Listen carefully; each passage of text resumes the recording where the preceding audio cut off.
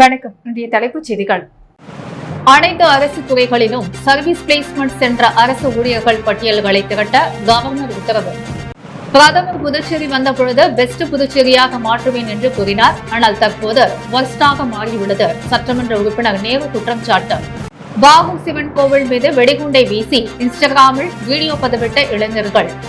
புதுச்சேரியில் அனைத்து அரசு துறைகளிலும் சர்வீஸ் பிளேஸ்மெண்ட் சென்ற அரசு ஊழியர்கள் பட்டியல்களை திரட்டுமாறு கவர்னர் சி.பி. ராதாகிருஷ்ணன் உத்தரவிட்டுள்ளார்.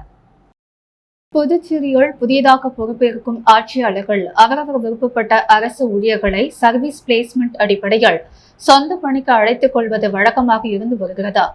இதனால் மக்கள் பணி பாதிக்கப்படுவதோடு அரசு நிதி பல கோடி வீணாக்கப்பட்டு வருகிறது. நூற்றுக்கணக்கானோர் அமைச்சர்கள், சட்டமன்ற உறுப்பினர்கள் மட்டுமின்றி முன்னாள் சட்டமன்ற உறுப்பினர்கள், முன்னாள் அமைச்சர்களிடமும் பணிபுரிந்து வருகின்றனர். துறை செயலரின் உத்தரவு இல்லாமல் சர்வீஸ் பிளேஸ்மெண்ட் அடிப்படையில் பணிபுரிய ஊழியர்களை அனுப்பக்கூடாது என 14/3/2019 அன்று ஏற்கனவே உத்தரவு பிறப்பிக்கப்பட்டுள்ளது. இந்நிலையில் இது தொடர்பாக கவர்னர் ராதாகிருஷ்ணனிடம் புகார் சென்றதை தொடர்ந்து முழு விவரங்களை திரட்ட உத்தரவிட்டுள்ளார். இதனையடுத்து நிர்வாக சீர்திருத்த துறை அனைத்து துறைகளுக்கும் அவசர சுற்றுகை அனுப்பி சர்வீஸ் பிளேஸ்மெண்ட் ஒவ்வொரு துறையிலும் தஞ்சம் புகுந்துள்ள அரசு ஊழியர்கள் பெயர் பட்டியலை கேட்டுள்ளது. அலுவலக ஆணையப்படியும் முறைப்படி உத்தரவு இல்லாமலும் சர்வீஸ் பிளேஸ்மெண்ட் அடிப்படையில் பணிபுரிந்து வரும் அனைத்து ஊழியர்களையும் திரும்ப அவரவர் பணிக்கு செல்ல நடவடிக்கை எடுப்பதோடு காலவரையற்ற செய்ய வேண்டும் என நீண்ட காலமாக போர்க்கொடி உயர்த்தி வந்தனர். கவர்னரின் அதிரடி உத்தரவு மனக்குமுறலில் இருந்த அரசு ஊழியர்களை நிம்மதியடைய செய்துள்ளது. மாநில வளர்ச்சி, மக்கள் பிரச்சினை, அரசு ஊழியர்களின் நலன் ஆகியவற்றில் கவனம் செலுத்தாததால் புதுச்சேரியில் பாஜக படுதோல்வி அடைந்தது என்று சுயேட்சை சட்டமன்ற உறுப்பினர் நேரு பகிரங்கமாக குற்றம் சாட்டியுள்ளார். இது தொடர்பாக புதுச்சேரியில் உள்ள சமூக நல இயக்கங்களின் நிர்வாகிகளுடன் செய்தியாளர்களை சந்தித்த சட்டமன்ற உறுப்பினர் நேரு, முதலமைச்சர் ரங்கசாமி கட்சி தொடங்கிய காலத்திலிருந்து புதுச்சேரிக்கு மாநில அந்தஸ்து பெற வேண்டும் என்று வலியுறுத்தி வந்தார். ஆனால் புதுச்சேரியில் பாரதிய ஜனதா கூட்டணி ஆட்சி ஏற்பட்ட பிறகு மாநில அந்தஸ்து பற்றி எந்த மேடையிலும் அவர் வாய் திறக்கவில்லை என்றார். புதுச்சேரியை மாநில நிதி கமிஷனரில் சேர்ப்பது, மாநில கடன் தள்ளுபடி, மின்துறை தனியார் மயம் உள்ளிட்ட விவகாரங்களில் மக்களுக்கு அரசு மிகப்பெரிய துரோகம் செய்ததாக குற்றம் சாட்டிய நேரு, புதுச்சேரியில் அனைத்து துறைகளிலும் லஞ்சம், ஊழல் தலைவிரித்து ஆடுகிறது, ஸ்மார்ட் சிட்டி திட்டம் சரியாக பயன்படுத்தப்படவில்லை என்றும், பிரதமர் புதுச்சேரி வந்த பொழுது பெஸ்ட் புதுச்சேரியாக மாற்றுவேன் என்று கூறினார். ஆனால் தற்போது வர்ஸ்டாக மாறியுள்ளது என்று குற்றம் சாட்டினார். புதுச்சேரியில் ரேஷன் கடையை திறக்காமல் மக்களை வஞ்சித்து அரசு ஊழியர் நலன், காலி பணியிடம் நிரப்பாதது, மக்கள் பிரச்சனைகளை தீர்க்காதது, கடந்த 3 ஆண்டுகளில் மாநில வளர்ச்சிக்கு எதுவுமே செய்யாதது போன்றவைதான் புதுச்சேரியில் பாஜக படுதோல்விக்கு காரணம் என்று சுட்டிக்காட்டிய நேரு, தொடர்ந்து ஆட்சியாளர்கள் மெத்தன போக்குடன் மக்கள் மீது அக்கறை இல்லாமல் செயல்பட்டால் வருகின்ற 2026 சட்டமன்ற தேர்தலிலும் இதே நிலை ஏற்படும் என்று தெரிவித்தார். புதுச்சேரியில் புகழ்வாய்ந்த பாகு மூலநாதர் சிவன் கோவிலின் மீது வெடிகுண்டை வீசி வெடிக்க செய்து அதனை வீடியோவாக எடுத்து இன்ஸ்டாகிராமில் பதிவிட்ட புள்ளிங்கோ இளைஞர்களின் செயல் புதுச்சேரியில் அதிர்ச்சியை ஏற்படுத்தியுள்ளது. புதுச்சேரியில் கொள்ளை, வெடிகுண்டு வீச்சு என குற்றச்சம்பவங்கள் நாளுக்கு நாள் அதிகரித்து வருகிறது. நகரப்பகுதிக்கு இணையாக கிராமப்புறங்களிலும் குற்றங்கள் பெருகி வருகிறது. இதனை கட்டுப்படுத்த போலீசார் பல்வேறு நடவடிக்கைகளை மேற்கொண்டு வந்தாலும் குற்றச்சம்பவங்கள் தொடர்ந்து நிகழ்ந்து வருவது தொடர்கதையாகவே உள்ளது. இந்த நிலையில் பாகூரில் பழமை வாய்ந்த மூலநாதர் சிவன் கோவில் உள்ளது. இந்த கோவிலில் பின்பக்க சுற்றுச்சுவர்களில் ஒரு கும்பல் நாட்டு வெடிகுண்டை வீசி வெடிக்க செய்துள்ளனர். இதை வீடியோவாக பதிவு செய்த இளைஞர்கள் புள்ளிங்கோ அதனை இன்ஸ்டாகிராமில் பதிவிட்டு உள்ளனர். அந்த வீடியோவில் ஒரு இளைஞர் நாட்டு வெடிகுண்டை கோவில் சுவற்றின் மீது வீசுவது போன்றும் அது பயங்கர சத்தத்துடன் வெடித்து அந்த பகுதியே புகை மண்டலமாக காட்சியளிப்பது போன்று பதிவிட்டுள்ளனர். மேலும் இந்த வீடியோ பின்னணியில் பேசும் நபர் ஒருவர் வெடிகுண்டு வீசும் கும்பலுக்கு ஆதரவாக அதே பகுதியைச் சேர்ந்த ஜெயில் வார்டன் ஒருவர் துணையாக இருப்பதாகவும், ஆனால் அவர் மீது போலீசார் வழக்கு பதிவு செய்யவில்லை என்றும் கூறப்படுகிறது. மேலும் கோவில் மீது வெடிகுண்டை வீசி வெடிக்க செய்த அதை வீடியோவாக எப்போது பதிவு செய்யப்பட்டது என்பது பற்றியும் தெரியவில்லை. இந்த வீடியோ பாகூர் பகுதி மக்களிடையே அச்சத்தை ஏற்படுத்தியுள்ளது. இது தொடர்பாக போலீசார் நடவடிக்கை எடுத்து வெடிகுண்டு வீசி வெடிக்க செய்த அதை இன்ஸ்டாவில் பதிவிட்டு பொதுமக்களை அச்சுறுத்தும் புள்ளிங்கோ இளைஞர்களை வலை வீசி தேடி வருகின்றனர். மேலும் கோவில் சுவற்றின் மீது வெடிகுண்டை வீசி வெடிக்க செய்த சம்பவம் அப்பகுதி மக்களிடையே பெரும் அதிர்ச்சியை ஏற்படுத்தியுள்ளது. புதுச்சேரியில் ஆரோபியிடம் 1,61,000 ரூபாய் மோசடி செய்த சைபர் கிரைம் குற்றவாளிகளை போலீசார் தேடி வருகின்றனர். புதுச்சேரி உழவர்கரையைச் சேர்ந்தவர் சுதாகர் பிரபல நிறுவனத்தில் இருந்து ஆடைகள் வாங்குவதற்கு இணையதளம் மூலம் ஆர்டர் செய்தார். அதற்கான முன்பணம் 80,000 ரூபாய் அனுப்பினார். அதன் பின் அந்த இணையதளம் போலியானது என தெரிய வந்தது. அதேபோல ஜிப்மர் பகுதியைச் சேர்ந்த சாய்கரன் என்பவரை தொடர்பு கொண்ட மர்மநபர் தன்னை தொலைத்தொடர்பு அதிகாரி என அறிமுகப்படுத்திக் கொண்டார். தங்கள் மீது துன்புறுத்தல் வழக்கு போடப்பட்டுள்ளதால் ஆதார் மற்றும் தொலைபேசி எண்ணை தடை செய்துள்ளோம் என தெரிவித்தார். மேலும் தடையை நீக்க அபராதம் கட்ட வேண்டும் என்று கூறியதை நம்பி சாய்கரன் தனது வங்கிக் கணக்கில் இருந்த 50,000 ரூபாயை அனுப்பி ஏமாந்தார். மேலும் செட்டிக்குளம் பகுதியைச் சேர்ந்த அருள்மொழி ரூபாய் 19,000, முத்தியால்பேட்டையைச் சேர்ந்த மணிமேகலை என்பவர் 3,500, காரைக்காலைச் சேர்ந்த ஸ்ரீமதி 5,000, முருங்கம்பாக்கம் பகுதியைச் சேர்ந்த சுகன்யா 3,500 ஆகியோர் பல்வேறு வகையில் இணைய வழி மூலம் பணத்தை அனுப்பி ஏமாந்துள்ளனர். இது தொடர்பாக அவர்கள் அளித்த புகாரின் பெயர்கள் சைபர் கிரைம் SP பாஸ்கரன் உத்தரவின் பெயர்கள் ஆய்வாளர்கள் தியாகராஜன், கீர்த்தி தலைமையிலான போலீசார் வழக்கு பதிவு செய்து விசாரணை மேற்கொண்டு வருகின்றனர். புதுச்சேரி ஒருங்கிணைந்த நீதிமன்ற வளாகத்தில் பாண்டிச்சேரி வழக்கறிஞர் சங்கம் சார்பில் பாண்டி காபி ஹவுஸ் கேண்டீனை தலைமை நீதிபதி சந்திரசேகர் திறந்து வைத்தார். புதுச்சேரி ஒருங்கிணைந்த நீதிமன்ற வளாகத்தினுள் பாண்டிச்சேரி வழக்கறிஞர்கள் சங்கம் சார்பில் பாண்டி காபி ஹவுஸ் என்ற பெயரில் புதிய கேண்டீன் உணவகத்தின் திறப்பு விழா இன்று நடைபெற்றது. இதில் சிறப்பு விருந்தினராக கலந்து கொண்ட தலைமை நீதிபதி சந்திரசேகர் குத்துவிளக்கு ஏற்றி புதிய கேண்டீனை தொடங்கி வைத்தார். நிகழ்ச்சியில் புதுச்சேரி வழக்கறிஞர் சங்க தலைவர் குமரன், பொதுச் செயலாளர் கதிர்வேல், பொருளாளர் லட்சுமி நாராயணன் உள்ளிட்ட நிர்வாகிகள், வழக்கறிஞர்கள் என அனைவரும் திரளாக கலந்து கொண்டனர். திறப்பு விழாவில் கலந்து கொண்ட அனைவரையும் கேண்டீன் நிர்வாகி முன்னாள் கவுன்சிலர் கேபிள் டிவி பாஸ்கர் பூங்கொத்து கொடுத்தும் சால்வைகள் அணிவித்தும் அனைவரையும் வரவேற்றார். புதியதாக திறக்கப்பட்ட பாண்டி காஃபி ஹவுஸ் இட்லி, பூரி, பொங்கல், வடை, டீ, காஃபி, தயிர் வடை, மெதுவடை உள்ளிட்ட அனைத்து வகையான சிற்றுண்டி வகைகள் மற்றும் மதிய உணவு வகைகள் தரமாகவும் குறைவான விலையிலும் கிடைக்கும் என்பது குறிப்பிடத்தக்கது. பொதுமக்கள் வசதிக்காக தாகர் கல்லூரி சார்பில் நிறுவப்பட்டுள்ள RO வாட்டர் சிஸ்டத்தை கல்லூரி முதல்வர் சசிகாந்த தாஸ் துவக்கி வைத்தார். புதுச்சேரி லாஸ்பேட்டையில் தாகூர் அரசு கலை மற்றும் அறிவியல் கல்லூரி செயல்பட்டு வருகிறது. மிகவும் பழமை வாய்ந்த இந்த அரசு கல்லூரியில் தற்பொழுது முதல்வராக உள்ள சசிகாந்த தாஸ் உள்ளார். கல்லூரி வளாகத்தின் வெளியே நாள்தோறும் காலை மாலை இரு வேளைகளிலும் அப்பகுதியில் வசித்து வரும் பொதுமக்கள் நடைபயணம் சென்று வருகின்றனர்.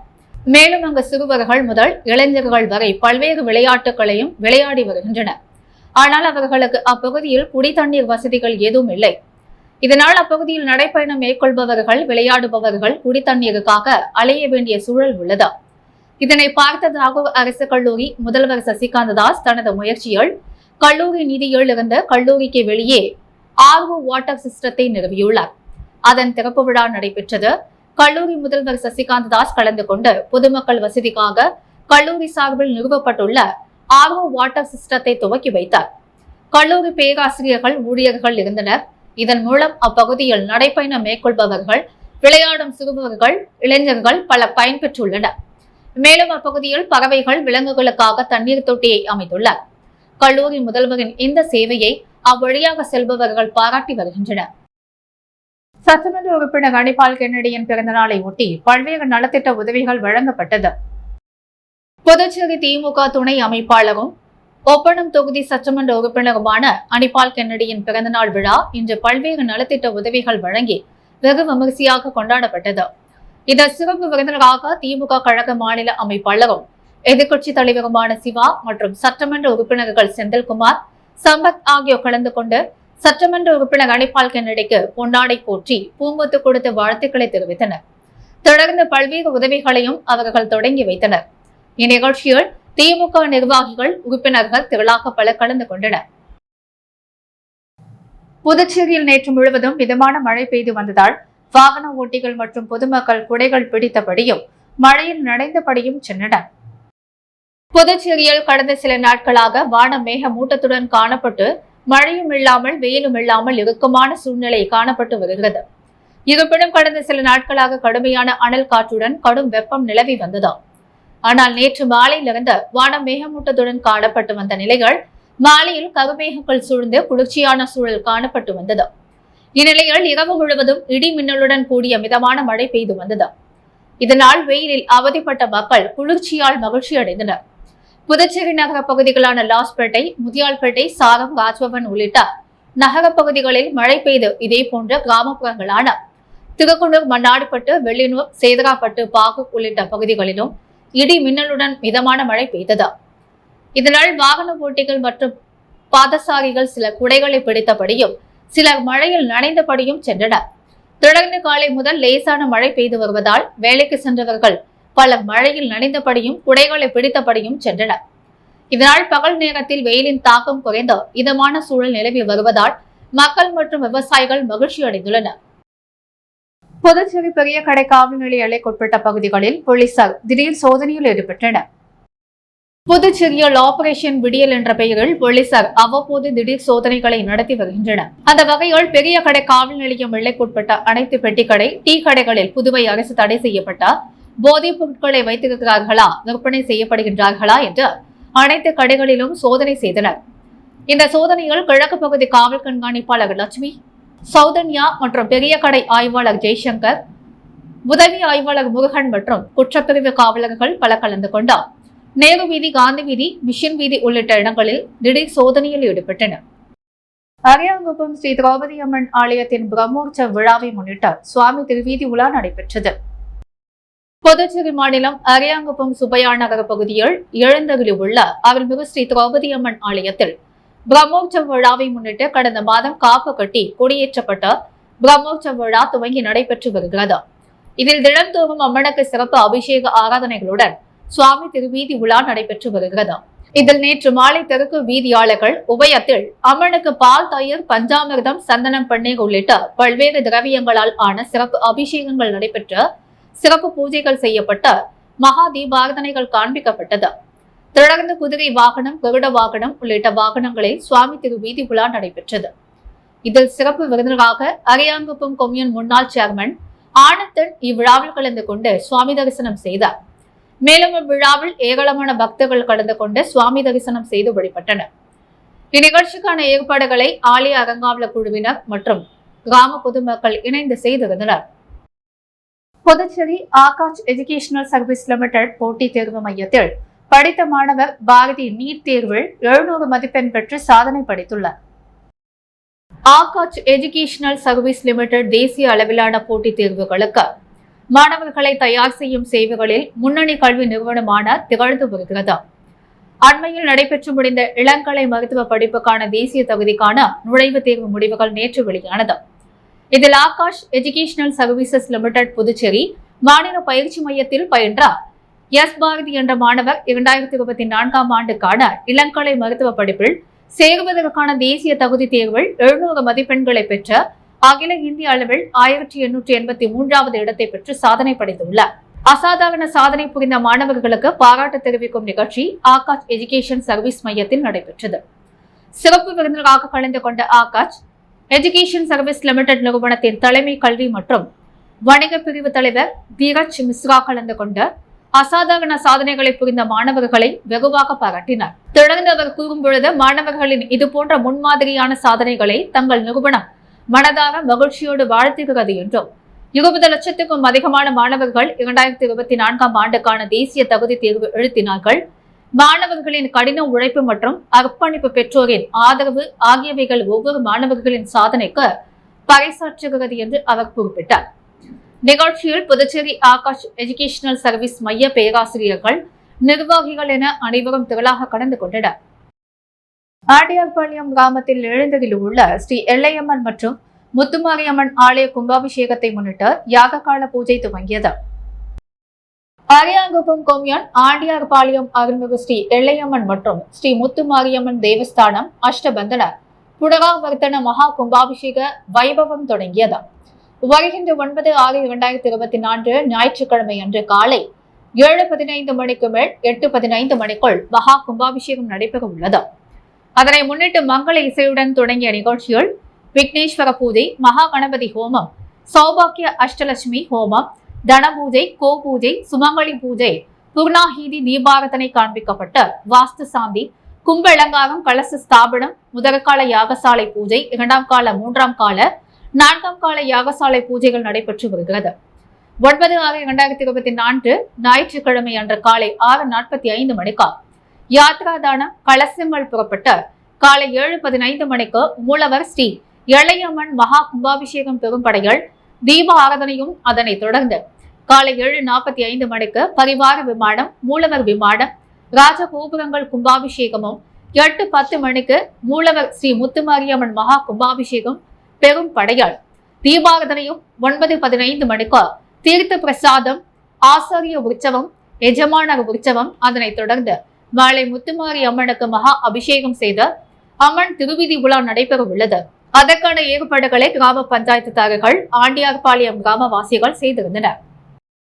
புதுவை ரோடியர்மல் மைதானத்தில் அமையவுள்ள தற்காலிக பேருந்து நிலையத்தில் 3 இடங்களில் சுத்திகரிக்கப்பட்ட குடிநீர் வழங்கும் பணி நடைபெற்று வருகிறது.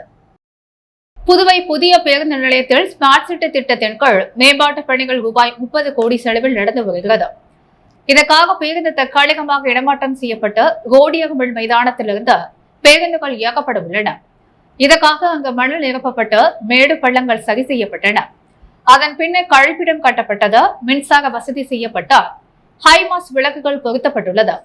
பயணிகளின் வசதிக்காக ரோடியர்மல் திடலின் மைய பகுதியில் தற்காலிக கூடாரம் அமைக்கப்பட்டுள்ளது. அதன் தொடர்ச்சியாக தற்பொழுது அங்கு குடிநீர் வசதியும் செய்யப்பட்டு வருகிறது. 3 இடங்களில் சுத்திகரிக்கப்பட்ட குடிநீர் வழங்க பணிகள் தீவிரமாக நடந்து வருகிறது.